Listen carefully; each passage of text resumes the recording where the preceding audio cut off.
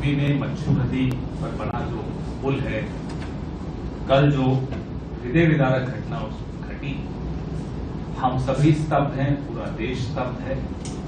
ईश्वर से हम प्रार्थना करते हैं कि मृतकों के परिवारों को शक्ति दे इस दुख को झेलने की और अपने श्री चरणों में उनकी आत्मा को स्थान दे। लगभग 190 लाशें मिल चुकी हैं और जो वहां का मौत का मंजर है, आप लोग पत्रकार हैं, आपने कई अनुभव किए हैं, कई दृश्य देखे हैं, कई ऐसे नजारे देखे हैं, लेकिन कल कुछ पत्रकार साथियों से रात को बात हो रही थी तो वो बोल नहीं पा रहे थे, इतना दुखी थे, इतना भावुक थे।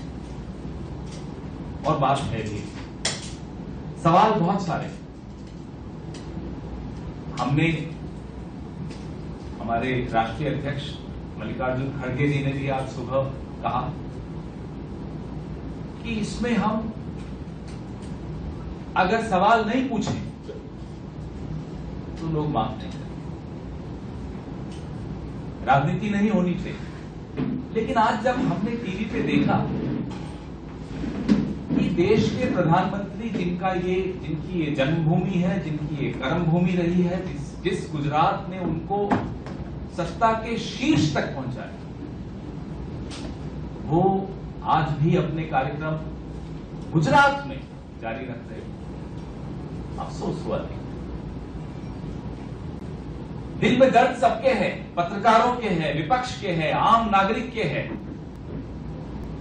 पूरे देश में लोग परेशान हैं ये देख, लेकिन जिस गुजरात ने माननीय प्रधानमंत्री को प्रधानमंत्री के पद तक पहुंचाया, आज भी वो इसी गुजरात में आकर, माफ कीजिएगा, एक हैट लगाकर कार्यक्रम कर रहे हैं, देखा नहीं। एफआईआर हुई है, क्या उस एफआईआर में किसी मंत्री को, किसी अधिकारी को नामजद किया गया? सवाल है कि ये अजंता मोरेवा नाम की कंपनी के ट्रस्ट को इस पुल की मेंटेनेंस, रखरखाव और संचालन का जिम्मा देने का निर्णय किसने लिया? किसके हस्ताक्षर है फाइल पर? किसके आदेश से हुआ है? उसकी जवाबदेही क्यों नहीं है? क्या आनंद फानंद में, चुनाव आ रहा है इससे जल्दबाजी में, रिबन काटने की जल्दी में आप लोगों ने बिना फिटनेस सर्टिफिकेट, बिना उसकी लोड बेयरिंग कैपेसिटी देखे कि भाई उस पुल पे 500 लोग आ सकते हैं या नहीं, आपने खोल दिया पुल। 12 रुपए 17 रुपए की टिकट लगा दी और भीड़ इकट्ठी कर दी पुल पर। इसकी जवाबदेही कौन देगा? कौन है जिम्मेदार इसका? इंसान की जिंदगी की कोई कीमत है या नहीं है? लाल बहादुर शास्त्री नाम के एक बहुत बड़े नेता थे इस देश के, प्रधानमंत्री के पद तक गए थे। एक रेल दुर्घटना में उन्होंने इस्तीफा दे दिया। गुजरात के मुख्यमंत्री इस्तीफा दे रहे हैं या उन्हें निकाला जा रहा है? हम यह जानना चाहते हैं, किसकी जिम्मेदारी है इस राज्य की?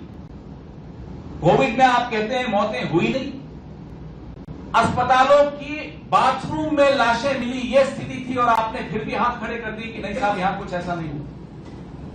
कौन जिम्मेदारी ले रहा है गुजरात के लोगों की जिंदगी की? इस कंपनी का क्या अनुभव रहा? क्या कोई अनुभव है इस कंपनी को, अजंता जो घड़ियां बनाते हैं? अनुभव है पुल की रखरखाव का, पुल की रिपेयर का और संचालन का?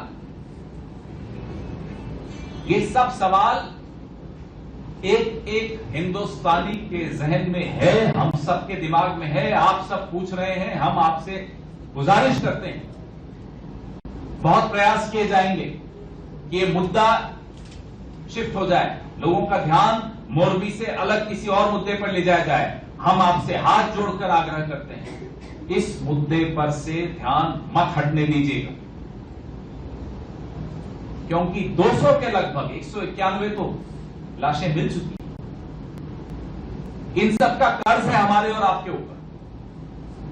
अगर हम इनसे ध्यान हटा देंगे तो कोई सरकार अपनी जवाबदेही नहीं मानेगी कभी भी। उन्हें कोई डर नहीं होगा। सरकार पर डर होना जरूरी है, नहीं तो ये तो तमाशा करते रहेंगे, टोपी लगा के नए नए कपड़े पहन के तमाशा रोज सुबह से शाम तक। भले कोई मर रहा हो, कोई जी रहा हो, पुल गिर रहे हो, लोग घायल हो, लोग परेशान हो, इन्हें कोई फर्क नहीं पड़ता। इन्हें फर्क तब पड़ेगा जब हम बोलेंगे और आप उस बात को चलाएंगे और आप उस पर ध्यान रखेंगे। जिम्मेदारी अब हम पर और आप पर आ गई। सरकार पर कोई जिम्मेदारी मत मानिएगा, है ही नहीं इन पर कोई जिम्मेदारी। अगर होती तो इस तरह की कंपनी को, जिसका कोई अनुभव नहीं है, ये काम नहीं दिया जाता। अगर कोई जिम्मेदारी महसूस करता तो उसका फिटनेस सर्टिफिकेट देखा जाता। और हम जानना चाहते हैं, क्या अहमदाबाद मेट्रो का फिटनेस सर्टिफिकेट है? क्या ये जल्दबाजी में तो नहीं शुरू कर दिया? क्या अटल सेतु का फिटनेस सर्टिफिकेट है? आज गुजरात का नागरिक किसी पुल पर, किसी सार्वजनिक मेट्रो पर, किसी पर चढ़ने से पहले 10 बार सोच रहा है, क्योंकि उसको अपनी सरकार पर से भरोसा हट गया है। ऐसी सरकार जो इस तरह के पुल तक का फिटनेस और ऑडिट नहीं कर पाती, उस सरकार का फिटनेस और ऑडिट अब जनता करेगी, और उसमें यह सरकार फेल होती हुई दिख रही।